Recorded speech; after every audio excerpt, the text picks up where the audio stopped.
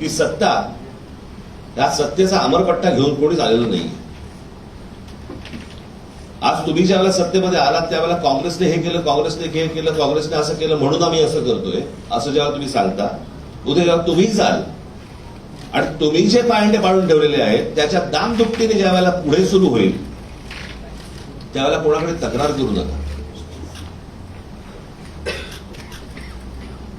याचं कारण आता आपण जे काय करतो आहोत तर जर समजा त्यांना वाटत असेल की आम्ही सत्तेतनं कधीच बाजूला होणार नाही आहोत तर आम्हाला असं वाटतं हा भ्रम त्यांचा दूर झाला पाहिजे.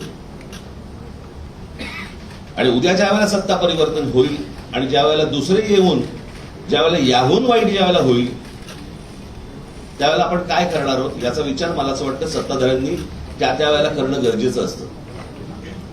आपण करत असलेली एखादी कृती आपण चुकीचे पायंडे पाडत नाही आहोत ना याचं भान मला असं वाटतं राज्यकर्त्यांकडनं सुटलं की मग पुढे काय होतं हे आज आपण पाहतो.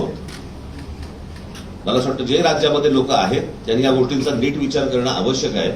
आपण काय पसरवतोय, आपण काय टाकतोय या राज्यांमध्ये